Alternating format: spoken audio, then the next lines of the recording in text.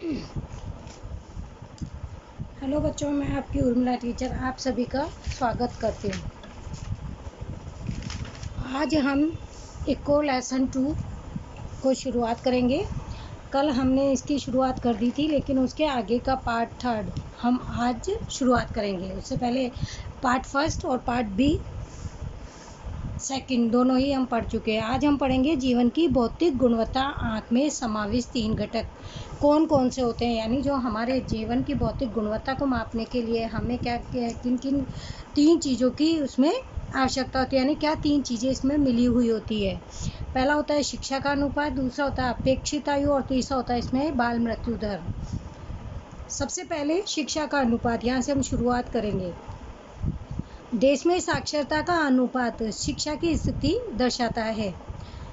देश में शिक्षित जनसंख्या के प्रतिशत के आधार पर शिक्षा का अनुपात जाना जा सकता है, यानी जितनी जनसंख्या है उसमें से कितने प्रतिशत लोग शिक्षित हैं, यानी शिक्षा प्राप्त कर रहे हैं।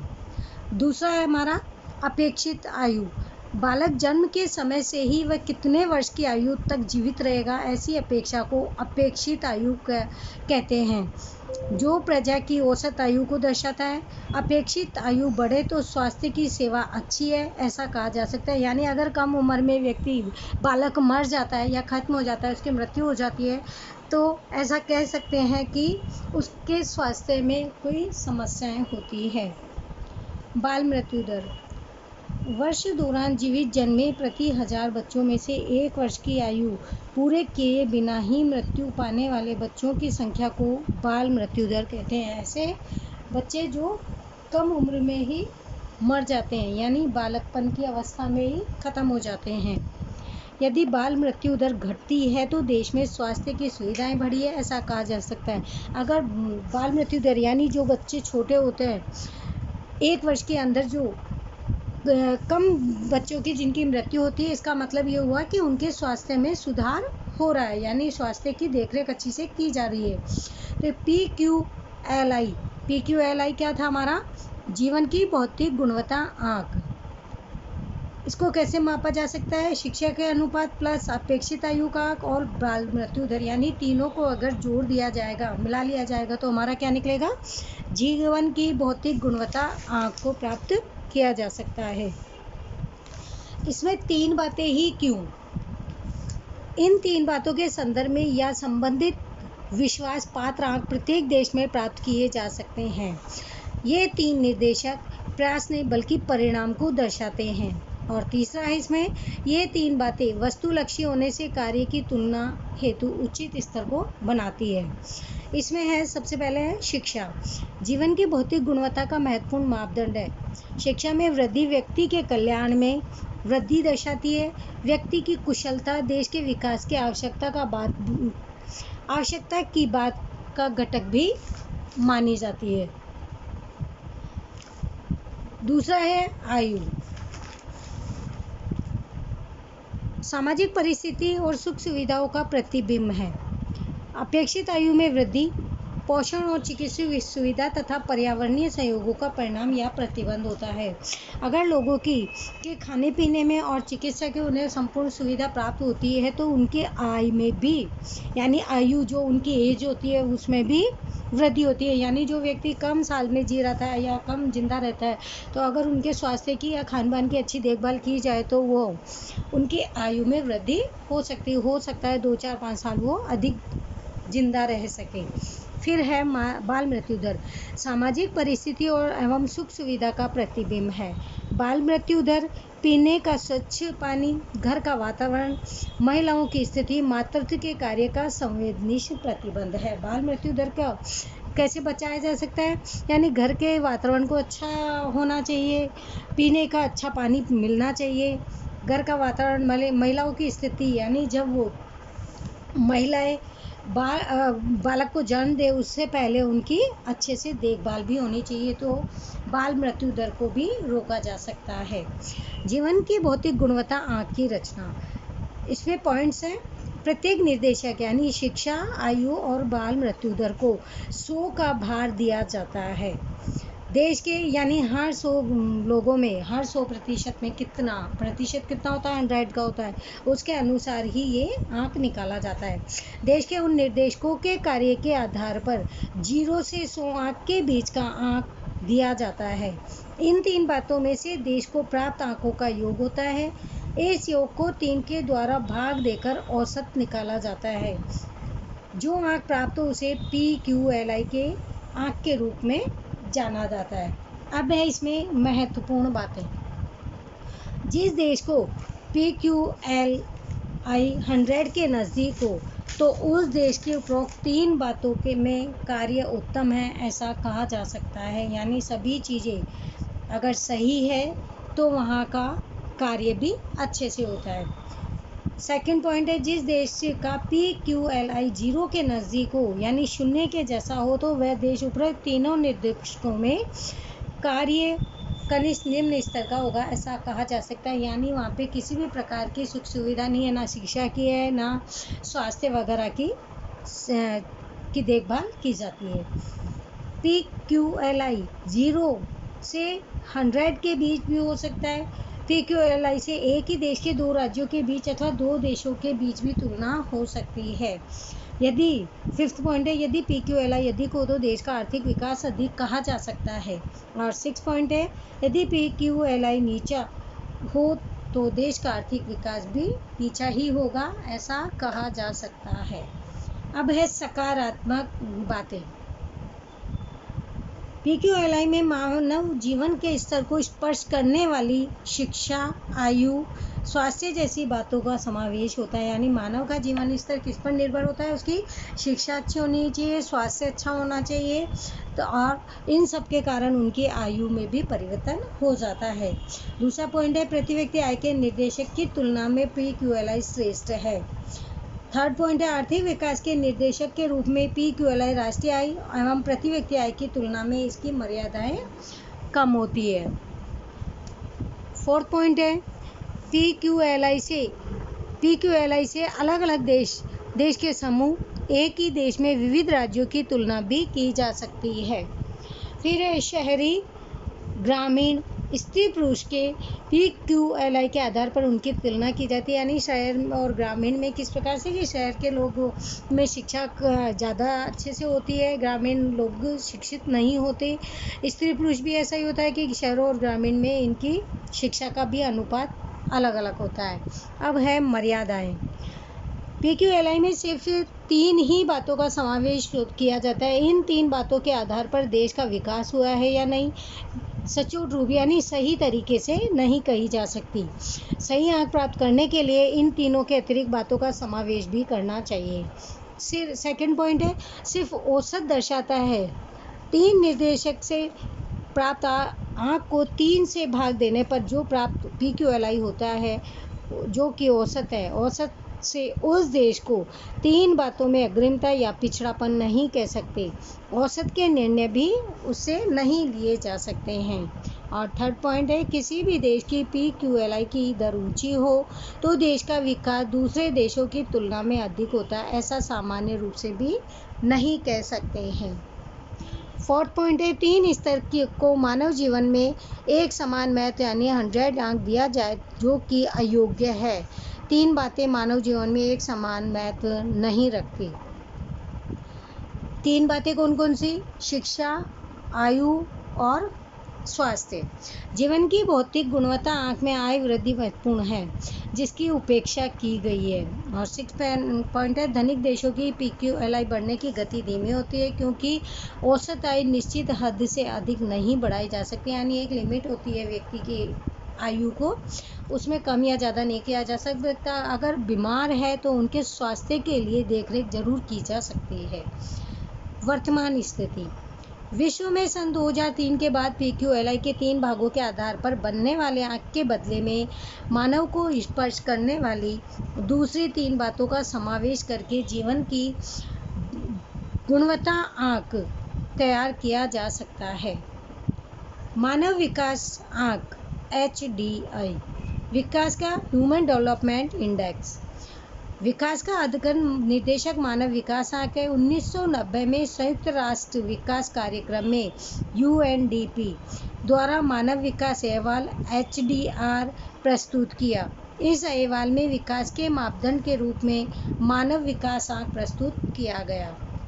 HDI में आर्थिक मापदंडों के साथ, ये बार बार नहीं बोलना है मेरे को, HDI यानी मानव विकास आंक आर्थिक मापदंडों के साथ बिन आर्थिक मापदंड पर अधिक भार दिया गया है। HDI तैयार करने में महत्वपूर्ण भूमिका में भारत के अर्थशास्त्रियों का भी योगदान है।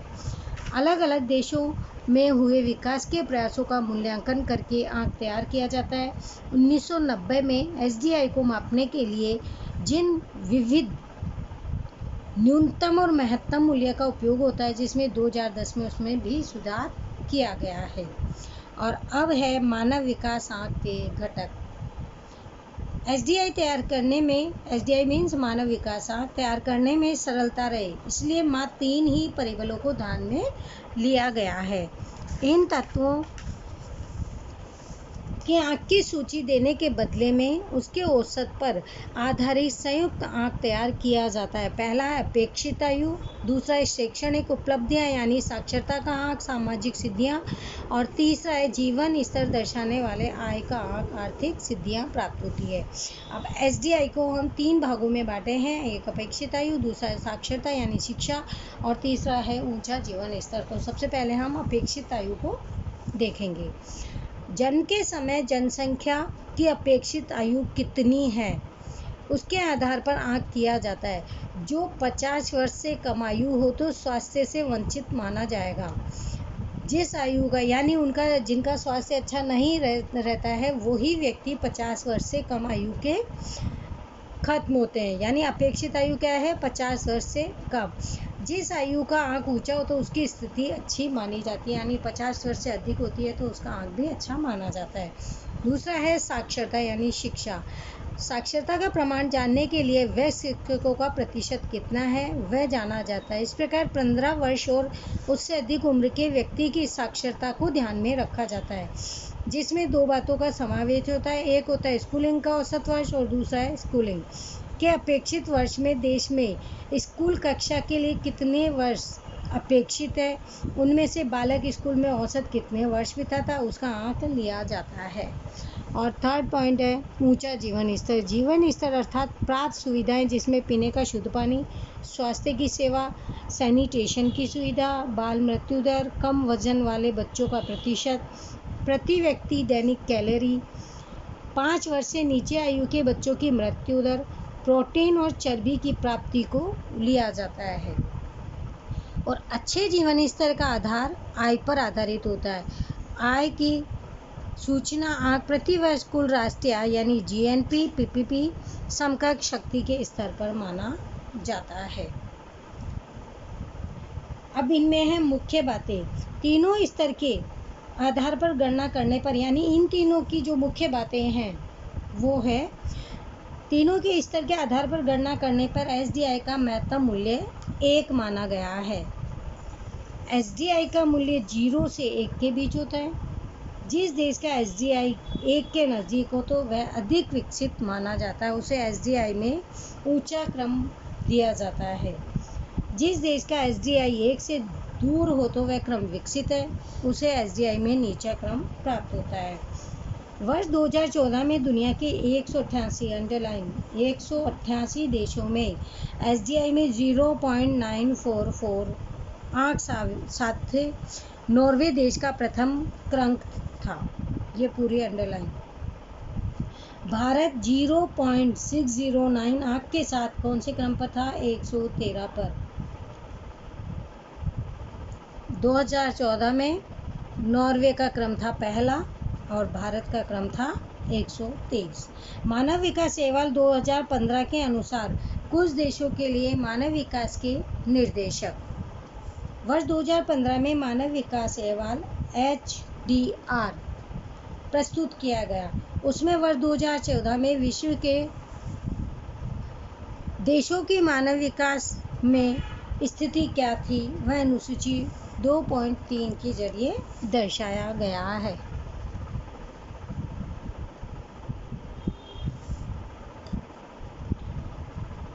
यह जब सर्वे किया गया था 2015-16 तब का ये सर्वे है।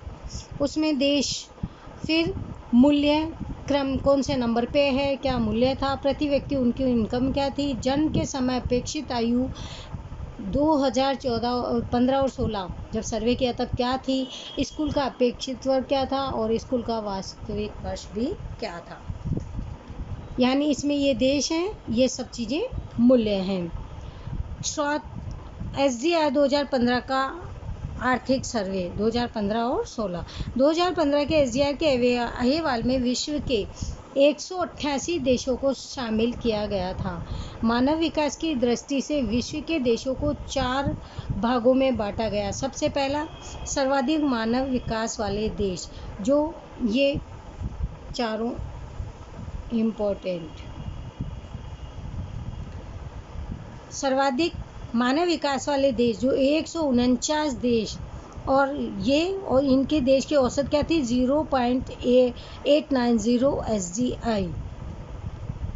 सेकंड पे अधिक मानव विकास वाले, यानी जो अधिक, ये तो सबसे ज़्यादा विकास वाले थे। फिर अधिक विकास वाले 50 से 105 देश का, इनका औसत क्या था, 0.735। तीसरा था मध्यम मानव विकास वाले, वो था 106 से 143, इनका औसत क्या था, 0.614। और सबसे नीचे जो मानव विकास वाले देश थे वो 144 से 188 के बीच थे, और ये औसत इनका क्या था, 0.493 SDI। ये कब का सर्वे है, 2015 और 16 का सर्वे है। 2015 में मानव विकास अहवाल का निष्कर्ष क्या निकाला गया था। 2014 में मानव विकास की दृष्टि से 0.944 के मूल्य पर नॉर्वे का प्रथम क्रम था, यानी सबसे ऊपर कौन था, नॉर्वे। भारत का मानव विकास आंक 0.609 था, और उसका कितना, उसका 188 देशों में 130वां स्थान था। ये रहा भारत, 130वां स्थान था उसका क्रम में, और ये नॉर्वे फर्स्ट नंबर पे आ रहा था। भारत का SDI के वर्गीकरण में मध्यम मानव विकास के समूह में समावेश होता है, क्योंकि मध्यम वर्ग में क्या था, 100 से 143, तो हमारा क्या है, 130 नंबर पे। भारत में 2014 में SDI में अंतिम क्रम पर अफ्रीका महाद्वीप में आया हुआ नाइजीरिया का स्थान है। सबसे लास्ट में 188 पे कौन सा है, नाइजीरिया था। उसका मानव विकास आंक कितना है, 0.348। मानव विकास आंक का महत्व।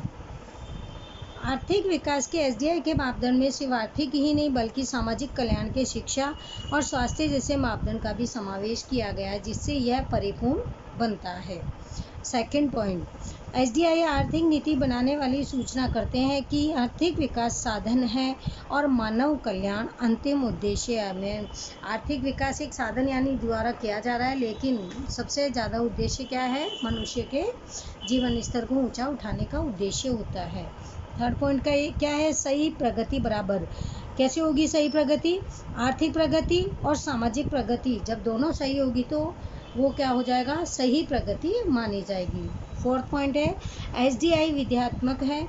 SDI बढ़े तो उसका अर्थ देश में शिक्षा एवं स्वास्थ्य की स्थिति भी सुधर रही है। फिफ्थ पॉइंट, SDI के विकासशील देशों में किस प्रकार के विकास की संभावना अधिक है एवं सरकार को कौन सा कार्य अधिक करना है उसका ख्याल भी आता है। 6 पॉइंट क्या है, SDI अधिक प्रगतिशील ख्याल है।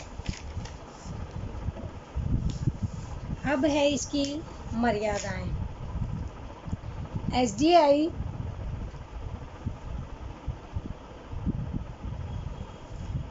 पहला, इसमें SDI में सिर्फ 3 ही सामाजिक निर्देशकों का समावेश किया गया है जो कम है। दूसरे सामाजिक निर्देशकों का समावेश भी करना चाहिए था। सेकंड पॉइंट है, SDI में तीनों तत्वों को समान महत्व दिया गया है। वास्तव में तीनों की अलग अलग परिस्थितियों में अलग अलग महत्व होता है। थर्ड पॉइंट है, मानव विकास आंक निरपेक्ष स्थिति नहीं दिखाता है। किसी एक देश की अन्य देश के साथ तुलना में कौन से स्थान पर है, बस वो ही दर्शाता है जिसमें सापेक्ष गति की प्रगति ही दर्शाई जाती है। SDI के अतिरिक्त इसमें GDI जेंडर डेवलपमेंट इंडेक्स यानी जाति विकास आंक, TAI यानी टेक्नोलॉजिकल अचीवमेंट इंडेक्स तकनीकी उपलब्धि आंक, HPI यानी ह्यूमन पावर्टी इंडेक्स यानी मानव गरीबी आंक, HCI यानी ह्यूमन कंज्यूमर इंडेक्स यानी मानव उपभोग आंक। और ये चारों याद करने हैं, जैसे अन्य निर्देशकों का भी उपयोग किया गया है। इसी के साथ हमारा इको का सेकंड लेसन भी कंप्लीट हो गया है। और इसी के साथ आज का पहले इसमें क्वेश्चन आंसर टिक कर लो कौन कौन से करने हैं जो ब्लूप्रिंट के अकॉर्डिंग है। फर्स्ट वाला, थर्ड वाला और fourth, first, third and fourth, और ये सभी करने ज़रूरी है, इसमें से कुछ भी नहीं छोड़ना।